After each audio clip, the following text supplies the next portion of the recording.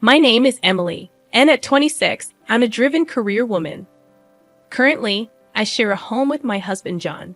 Lately, I've been contemplating starting a family soon, but John believes we should first focus on building a house and settling down before considering children.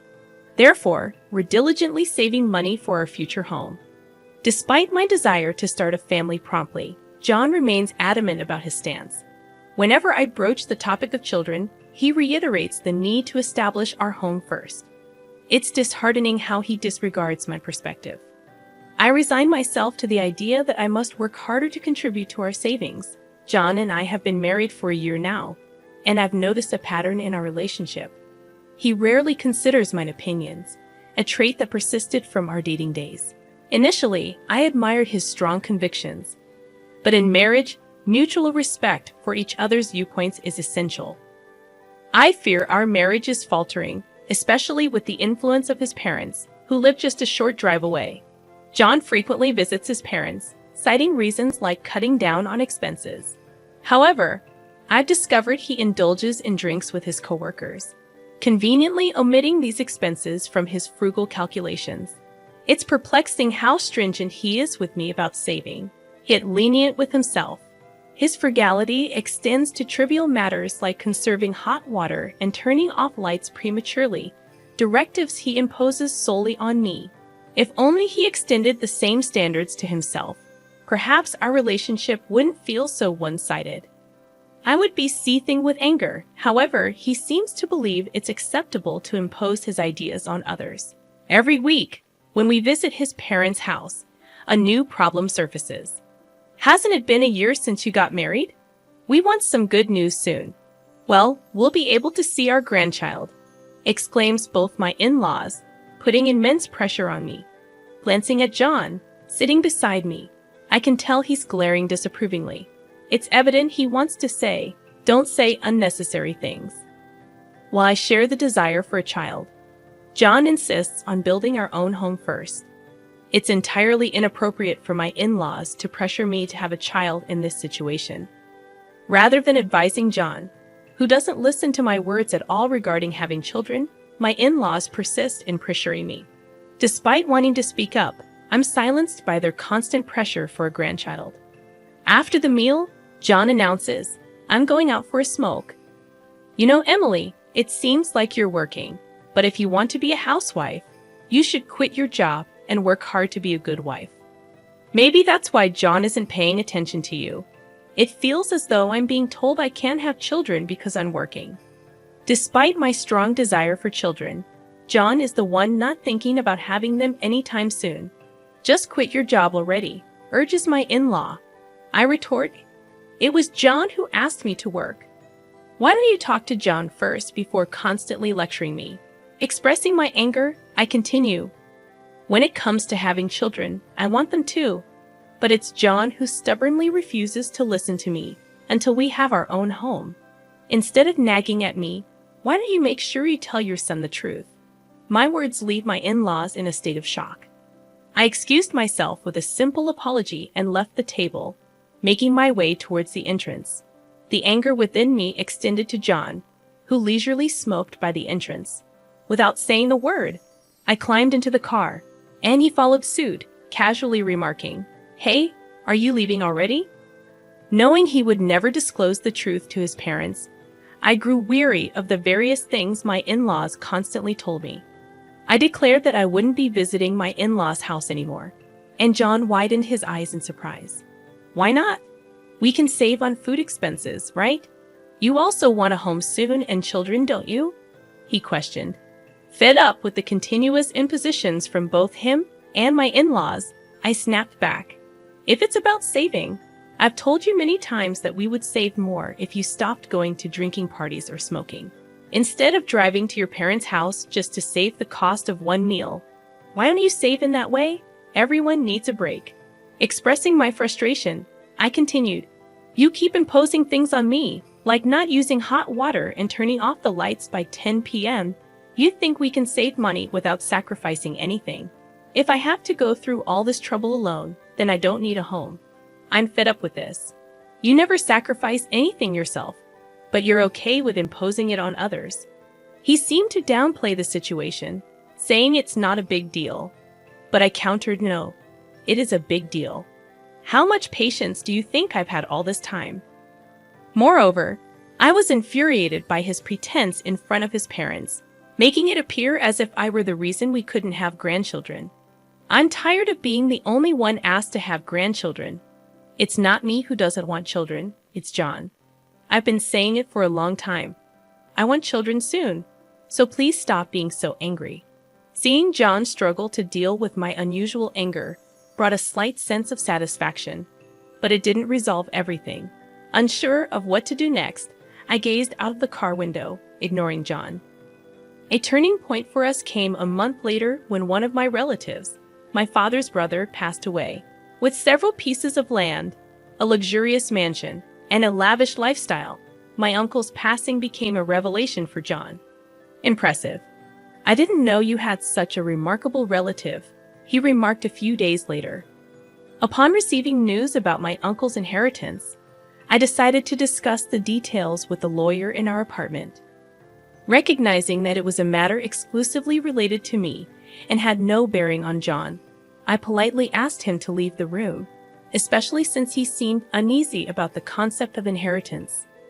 I wanted to spare him any potential trouble that could arise if he got involved.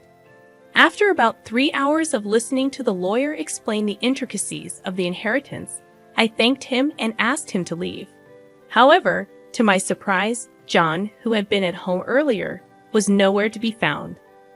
Assuming he had probably stepped out to avoid interrupting my conversation with the lawyer, I started preparing dinner. Little did I know, 3 months later, John approached me, expressing, "There's something I want to show you," and took me for a drive. Excitement welled up as we entered a residential area, but my confusion grew when the car parked in front of a certain house. John then pressed the intercom, and my in-laws emerged from inside. However, it was evident that this house was not their home. "You finally made it. When are you and Emily moving over here?" "We're thinking of moving in by the end of this month," announced my father-in-law. He continued blaming me for being a selfish daughter-in-law and accused me of always shifting the responsibility for having children onto John. I shot a disapproving glare at John, bewildered as to why he brought me here when I had clearly stated I wouldn't visit my in-laws anymore.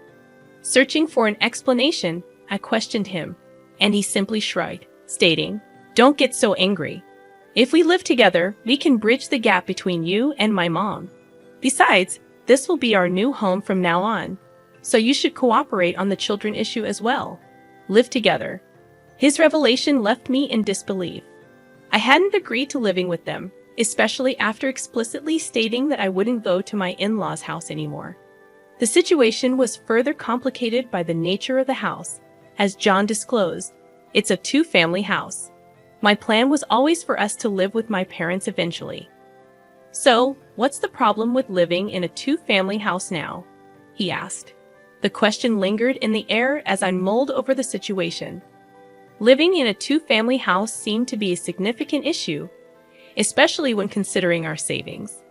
According to our financial situation, building such a splendid new house was seemingly impossible. I couldn't fathom how John managed it. "My dad and I chipped in the money, so our savings are empty, but it's fine, right?" John casually mentioned. His nonchalant attitude perplexed me. He continued, "I heard your uncle's inheritance was worth $690,000. So, if you use that money to repay us for the cost of the 2-family house, it should be fine, huh?" I was taken aback. The idea that he believed my inheritance should be used to fund the house without my consent baffled me. Even if I were to inherit the money, how I used it should be my decision, not his. Frustrated by my rejection of their proposal, John reached into his bag and pulled out a pre-filled divorce form with his name on it. "Your money is our money.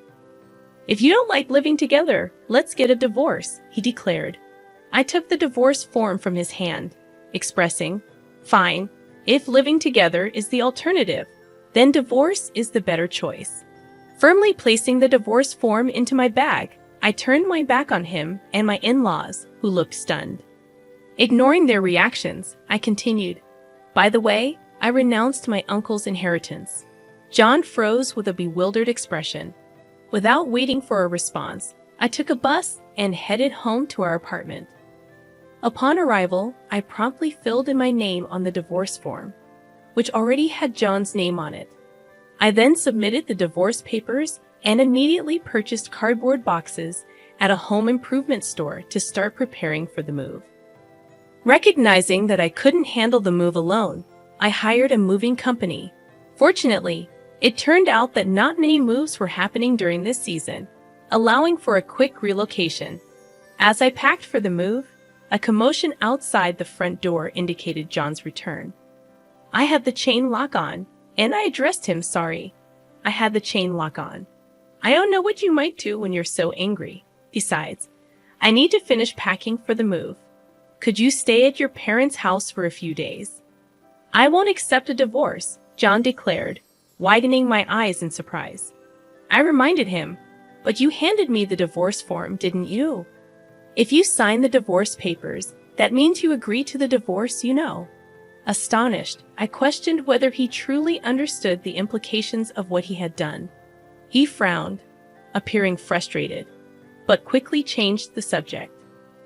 Why would you give up on a $690,000 inheritance? Normally, you'd inherit it, he questioned. It seemed he had overheard some details about the inheritance, but hadn't grasped the full story. Likely, after learning about the $690,000 inheritance, he had rushed to my in-laws, and they impulsively purchased the two-family house without considering the consequences. I explained. The inheritance discussion came to me because there wasn't anyone else to inherit it. My uncle had 3 sons, 2 daughters, a wife, and grandchildren. However, all of them renounced the inheritance, so it ended up coming to me.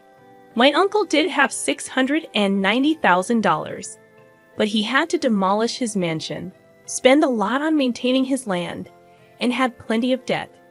I realized that renouncing the inheritance was a better choice than inheriting it. John was in disbelief, exclaiming, "No way. So even if you had inherited $690,000, you're saying there wouldn't have been much money left? That's fraud." I explained that the lawyer and I had a proper discussion about it, but someone had eavesdropped and left before hearing the whole story.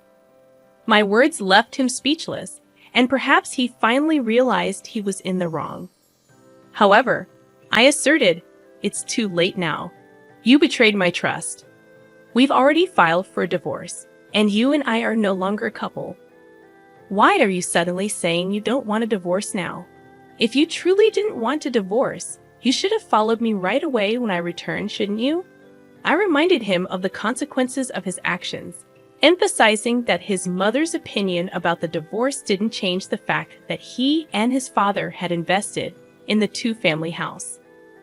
His mother's lack of experience with work didn't allow her to fully appreciate the value of money. I sighed, realizing it wasn't my role to listen to his complaints about his parents. If we were still a married couple, I might have entertained the conversation. However, I reminded him, "You haven't submitted the divorce papers yet, have you?" He pleaded, "If you do it now, we can still be a couple. Please, let's live together in that two-family house." "I've already submitted the divorce papers, so it's pointless now," I replied. His expression slumped in front of the apartment door, appearing bewildered and lost. While I believed he brought this upon himself, I couldn't let him linger outside forever. Briefly considering sending him away, I realized I had no time to waste, so I continued with my preparations for the move. After a while, he was gone, and I proceeded with the move, informing my workplace about the divorce, especially since my boss had acted as our mediator. Feeling obligated to apologize for the divorce, I also shared the news with my co-workers who had been invited to our wedding during lunch break. Unexpectedly, he burst into my department in front of my co-workers, claiming, "It's absurd that you're talking about the divorce. I wish you hadn't mentioned it." He disclosed the situation in his department, assuming I had inherited an estate and suggested buying a two-family house. When faced with the choice between divorce or living together, I chose divorce. Consequently, he found himself being avoided by everyone. I even received sympathy from colleagues. Eventually, he quit his job. During this time, a male colleague confessed to me, saying, "I've actually liked you for a long time. I hope to build a home where we can communicate as a couple and work things out together."